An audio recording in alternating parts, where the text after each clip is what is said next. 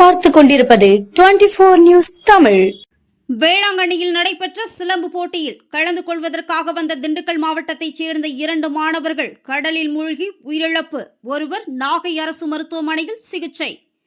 நாகப்பட்டினம் மாவட்டம் வேளாங்கண்ணியில் தனியார் திருமண மண்டபத்தில் மாநில அளவிலான சிலம்பு போட்டி நடைபெற்றது. அதில் பங்கு பெறுவதற்காக திண்டுக்கல்லில் இருந்து 45 மாணவ மாணவியர் வந்துள்ளனர். இந்த நிலையில் மதியம் போட்டியை முடித்துவிட்டு 13 மாணவர்கள் வேளாங்கண்ணி சுற்றுலா தலத்தை சுற்றி பார்ப்பதற்காக சென்ற நிலையில் மாணவர்கள் கடலில் குளித்து உள்ளனர். அப்போது 3 மாணவர்கள் கடல் அலையில் அடித்து செல்லவே சக மாணவர்கள் கூச்சலிட்டுள்ளனர். இந்த நிலையில் பேரூராட்சி கடல் மீட்பு குழுவினர் மற்றும் இளைஞர்கள் கடல் அலையில் சிக்கிய ஒரு சிறுவனை மீட்டு நாகை அரசு மருத்துவமனைக்கு சிகிச்சைக்காக அனுப்பி வைத்தனர்.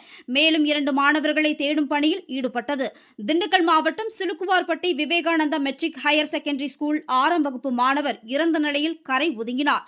மேலும் காணாமல் போன ஒரு மாணவனை தேடும் பணியில் ஈடுபட்டிருந்த போது கன்னிக்கோவில் அருகே 13 வயதான வீரமலை என்ற மாணவன் இறந்த நிலையில் கரை ஒதுங்கியுள்ளார். இருவர் உடலை மீட்டு உடற்கூறு ஆய்வுக்காக நாகை அரசு மருத்துவக் கல்லூரி மருத்துவமனைக்கு அனுப்பி வைத்துள்ளனர். இதுகுறித்து வேளாங்கண்ணி போலீசார் வழக்கு பதிவு செய்து விசாரணை மேற்கொண்டு வருகின்றனர். நாகை அருகே சிலம்பு போட்டியில் பங்கேற்க வருகை தந்த மாணவர்கள் 2 கடலில் மூழ்கி உயிரிழந்த சம்பவம் பெரும் சோகத்தை ஏற்படுத்தியுள்ளது.